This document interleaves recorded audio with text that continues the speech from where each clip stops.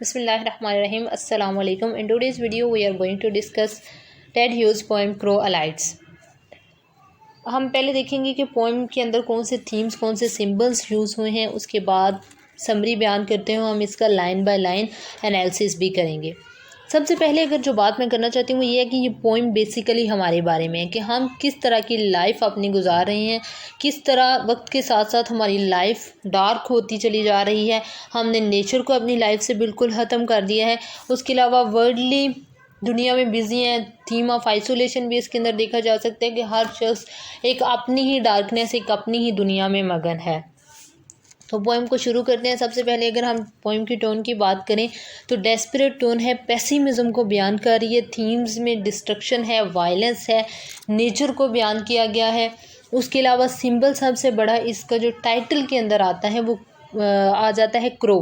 Crow को symbol के तौर पे यूज़ किया गया है, गॉड के सिंबल के तौर पे क्रो को बताया गया है। इसकी अगर हम समरी देखें तो शुरू में ही क्रो को एक क्रो को स्पीकर बयान करता है कि वो क्रो देख रहा है जैसे गॉड देखता है। अगर हम क्रो को सिंबॉलिक लेवल पे देखें, जैसे गॉड, हम ये बिलीव है, कहते हैं बाइबल में और बाकी भी रिलीजन्स का, कि हर जगह हर चीज़ को गॉड देख सकते हैं।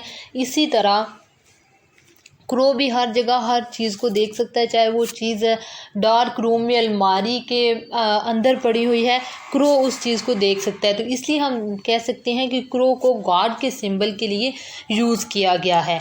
अब क्रो देख रहा है हर चीज़ को, और वो डिस्ट्रक्शन, असल में जिस चीज़ को वो देखता है वो सिंबलाइज कर रही है डिस्ट्रक्शन को, वायलेंस को, नेचर से दूरी को, इंसान के असल से उसकी दूरी को, और सिर्फ मटीरियल वर्ल्ड और सिर्फ दुनियावी ज़िंदगी में मगन रहने के अमाल को वो जाहिर कर रही है। अब इस पोएम का एनालिसिस देखते हैं, टेक्स्ट इसकी देख लेते हैं, जिससे हमें मज़ीद इसको समझने में मदद मिलेगी।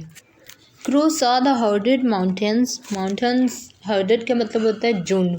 क्रो देखता है एक झुंड माउंटेन्स का, स्टीमिंग इन द मॉर्निंग, वो कि उसको गुस्से में लगते हैं। सुबह के वक्त वो देखता है एक पहाड़ों का, एक माउंटेन्स का झुंड जो उसको गुस्से में लगते हैं। एंड ही सॉ द सी, और वो समंदर को देखता है। डार्क स्पाइंड, जो समंदर जो कि मुकम्मल तौर पर स्याह हो चुका है, यानी कि नेचर जो नेचुरल तौर पे गॉड ने उसको बनाया था अब वो वैसा नहीं रहा। मैन की डिस्ट्रक्शन की से, ह्यूमन बीइंग्स की उसके अंदर इवल डीड्स की वजह से वो अब बिल्कुल मुकम्मल तौर पर स्याह हो चुका है। वरना समंदर अपने अंदर एक बहुत खूबसूरती लिए रखता था। With the whole earth in its coils, जो कि पूरी ज़मीन समंदर के मैदार में है। ही सॉ द स्टार्स, वो सितारों को देखता है। फमिंग अवे इनटू द ब्लैक, सितारे भी अब मुकम्मल तौर पर स्याह हो चुके हैं। जो सितारों की अपनी एक चमक होती थी, एक कहकशां और एक दिलकशी होती थी, वो क्रो को ख़त्म होती हुई नज़र आ रही है। और सितारे भी ज़ाहिर है नेचर की ही एक अलामत हैं, तो नेचर की डिस्ट्रक्शन को इसके ज़रिए भी वो ज़ाहिर कर रहा है। फॉरेस्ट में mushrooms of the nothing forest clouding their spores the virus of the god. अब वो कहता है कि फॉरेस्ट में भी सिवाय मशरूम्स के जो जिनको ये फंगस होता है उसके अलावा और कुछ भी नहीं बचा। ना कोई दरख्त हैं ऐसे लंबे लंबे दरख्त जिनके ज़रिए से उनको काट के घर बनाए जाते थे, मुख्तलिफ़ चीज़ें बनाई जाती थी। और उसके अलावा वो जो दरख्तों की अपनी एक खूबसूरती थी और जिसकी वजह से बारिशें आती थी, वो सारे सिलसिले अब ख़त्म हो चुके हैं। एक तो वो दरख्त काट लिए गए हैं, उन पे सिर्फ वो मशरूम्स, वो सिर्फ फंगस वाले हैं, और बाकी डिस्ट्रक्टिव कामों के लिए भी उसको यूज़ किया जाता है, कंस्ट्रक्टिव कामों के लिए यूज़ नहीं किया जाता।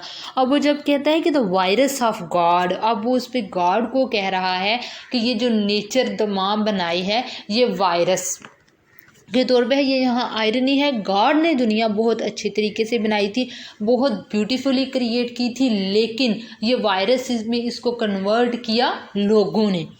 And he शिवर्ड with the horror of creation. अब जो कौवा है वो कांपने लगता है इस क्रिएशन को देखकर कि ये किस तरह की क्रिएशन है या ये किस तरह में बदल चुकी है। In the hallucination of the horror, वो समझता है कि ये उसका वहम है और वो अपने वहम में कांप रहा है। ये सब कुछ जो देख रहा है ये उसका वहम है। ही सॉ दिस शू, वो एक जूते को देखता है, विद नो सोल, जिसको कोई सोल नहीं है। रेन सडन जो कि बारिश में पड़ा हुआ है, लेइंग ऑन अ मोर, और बिल्कुल बंजर ज़मीन हो चुकी है। अब तो अगर हम इसका लिंक मिलाते चले जाएं और हम इसका थीम ये रखें पोएम का कि डिस्ट्रक्शन नेचर की किस तरह हो चुकी है, जिस तरह गॉड ने क्रिएट किया था वर्ड को, जो अब मैन मेड वर्ड है बन चुकी, इंसान के हाथों क्या हाल हुआ है। तो एक सीक्वेंस चलता हुआ हमें नज़र आता है कि जब ख़त्म कर दिए गए दरख्त, सारे ख़त्म कर दिए गए, बारिशों का सिलसिला ख़त्म हो गया, तो उसके बाद ज़मीनें जो हैं वो बंजर होती चली गई और उनमें कोई भी ऐसी चीज़ नहीं जिसमें उग सके, फसलें उग सकें और वो आबाद हो सके। And there was this garbage can, और यहाँ पे एक गार्बेज कैन पड़ा हुआ है, कूड़ेदान पड़ा हुआ है, बॉटम रस्टेड अवे, जो कि नीचे से बिल्कुल वो हाक हो चुका है। And playing place for the wind in a waste of pedals. अब ये जो गार्बेज, ये जो कूड़ेदान है, इसका नीचे वाला हिस्सा बिल्कुल ख़त्म हो चुका है और ये सिर्फ हवा का एक इंस्ट्रूमेंट है और सिर्फ जो है वो छपड़ेदान इसका बन चुका हुआ है।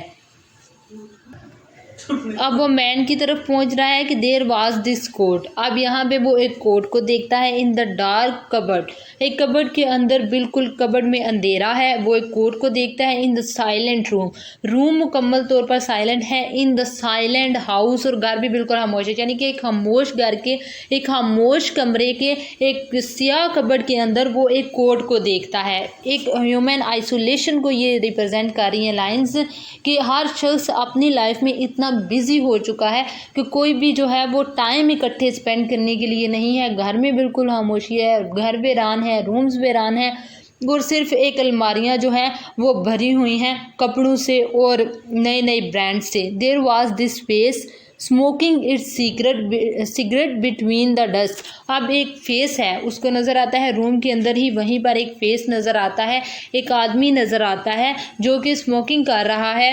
विंडो, वहाँ पर एक विंडो है। एंड द फायर एमरस, और वहाँ पे आग की चिंगारियाँ भी मौजूद हैं।